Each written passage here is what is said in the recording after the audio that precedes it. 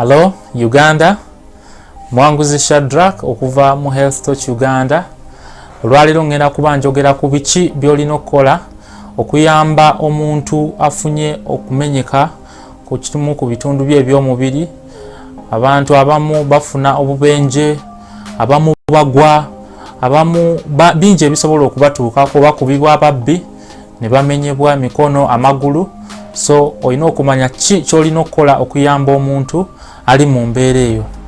Ekisooka nja kugamba nti kya mugaso nnyo okukimanya nti newankubadde oli mu kumuyamba alina okufuna obujjanjabi obwenkomeredde mu ddwaliro, si ku muliraano wa muzeeyi gundi mu lujja emanju wa gundi.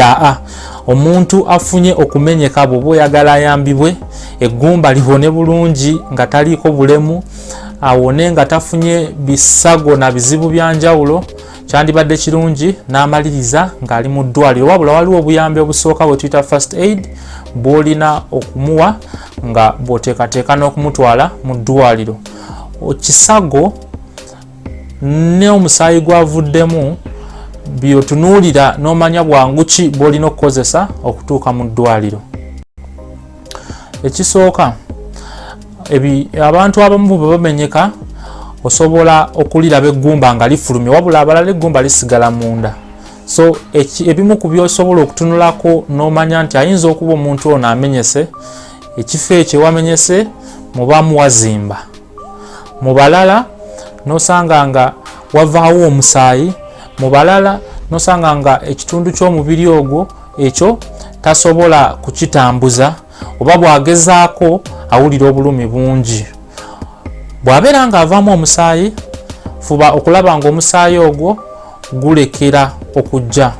Osobola okuteekako pressure, funa engeri y'akagoye bw'oba osobola okufunawo bandage, osobola ogikozesa akagoye akatukula, oteekewo awantu awo omale osibewo oba oteekewo pressure eyo eyambako omusaayi okulekeraawo okujja.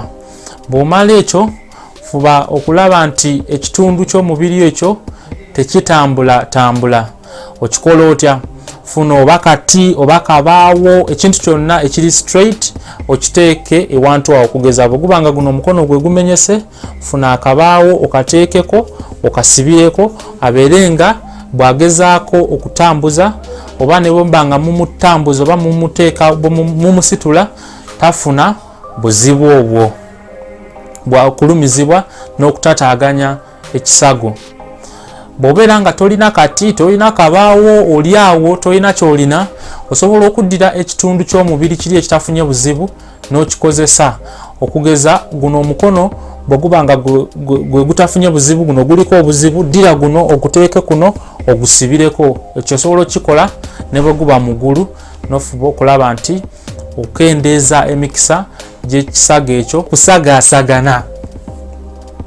So bw'omala ekyo fuba okulaba nti omuntu oyo atuuka mu ddwaliro mangu ddala. Bw'abeera nga bw'olaba nga bwassa assa kumukumu ate omukka tatwala mungi mu lusa olumu, atuuyanirira alinga ayagala okuzirika, ayinza okuba nga omusaayi guvuddemu mungi nga ali mu mbeera gye tuyita embeera ya shock. Shock gwe kubanga tofuna musaayi gumala kugenda mu bifo eby'omubiri ebyenjawulo.